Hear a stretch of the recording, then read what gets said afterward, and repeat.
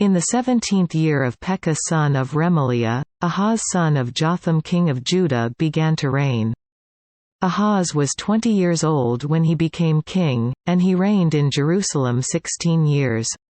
Unlike David his father, he did not do what was right in the eyes of the Lord his God.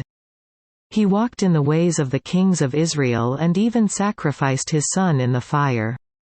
Following the detestable ways of the nations the Lord had driven out before the Israelites.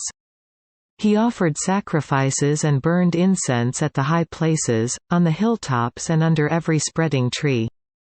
Then Rezin king of Aram and Pekah son of Remaliah king of Israel marched up to fight against Jerusalem and besieged Ahaz, but they could not overpower him. At that time, Rezin king of Aram recovered Elath for Aram by driving out the men of Judah. Edomites then moved into Elath and have lived there to this day. Ahaz sent messengers to say to Tiglath-Pileser king of Assyria, "I am your servant and vassal. Come up and save me out of the hand of the king of Aram and of the king of Israel, who are attacking me." And Ahaz took the silver and gold found in the temple of the Lord and in the treasuries of the royal palace and sent it as a gift to the king of Assyria. The king of Assyria complied by attacking Damascus and capturing it. He deported its inhabitants to Kir and put Rezin to death. Then King Ahaz went to Damascus to meet Tiglath-Pileser king of Assyria. He saw an altar in Damascus and sent to Uriah the priest a sketch of the altar, with detailed plans for its construction. So Uriah the priest built an altar in accordance with all the plans that King Ahaz had sent from Damascus and finished it before King Ahaz returned. When the king came back from Damascus and saw the altar, he approached it and presented offerings on it. He offered up his burnt offering and grain offering, poured out his drink offering, and sprinkled the blood of his fellowship offerings on the altar.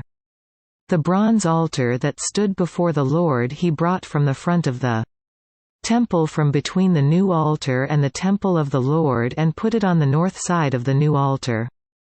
King Ahaz then gave these orders to Uriah the priest, on the large new altar, "Offer the morning burnt offering and the evening grain offering, the king's burnt offering and his grain offering, and the burnt offering of all the people of the land, and their grain offering and their drink offering. Sprinkle on the altar all the blood of the burnt offerings and sacrifices. But I will use the bronze altar for seeking guidance." And Uriah the priest did just as King Ahaz had ordered. King Ahaz took away the side panels and removed the basins from the movable stands. He removed the sea from the bronze bulls that supported it and set it on a stone base. He took away the Sabbath canopy that had been built at the temple, and removed the royal entryway outside the temple of the Lord, in deference to the king of Assyria. As for the other events of the reign of Ahaz, and what he did, are they not written in the book of the annals of the kings of Judah? Ahaz rested with his fathers and was buried with them in the city of David.